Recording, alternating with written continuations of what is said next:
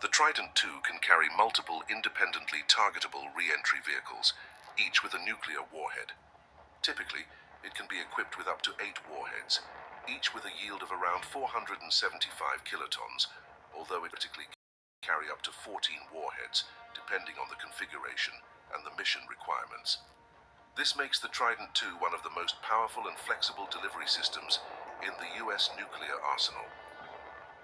If the US were to launch a Trident II missile against Moscow, the most plausible launch sites would be from submarines in the Black Sea or the Baltic Sea. While the Black Sea is an option, the Baltic Sea, often referred to as Lake NATO, is more likely due to its proximity to Moscow. The distance from the Baltic Sea to Moscow is just over 700 kilometers, or about 430 miles. Considering the missile's top speed of Mach 24, approximately 29,000 kilometers per hour, or 18,000 miles per hour, and accounting for the various flight phases, it would likely reach Moscow in just over 10 minutes. Upon detonation, the missile's multiple warheads, each with a yield of up to 475 kilotons, would create immense destruction.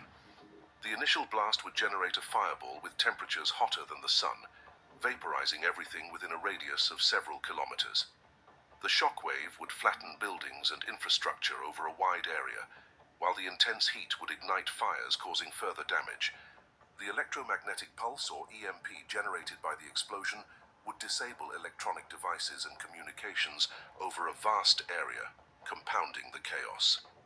The combined effects of the blast, heat, radiation, and EMP would result in catastrophic loss of life and infrastructure, effectively crippling Moscow and severely impacting Russia's ability to function as a nation. During the Cold War and beyond, there have been discussions and plans involving the use of nuclear weapons to create catastrophic events like tsunamis.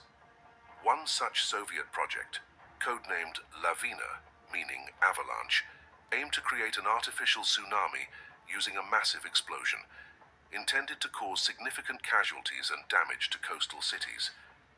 This project was conceived as an alternative to traditional nuclear weapons, leveraging the destructive power of a massive wave to wipe out enemy coastal cities. There has been speculation and discussion about the possibility of using a nuclear weapon to also trigger an eruption of the Yellowstone supervolcano.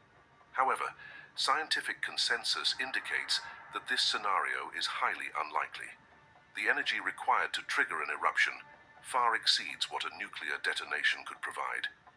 Therefore, while the idea is theoretically dramatic, it lacks practical feasibility. What didn't lack practicality was the Tsar bomber. It was the most powerful nuclear weapon ever detonated, with a yield of 50 megatons of TNT.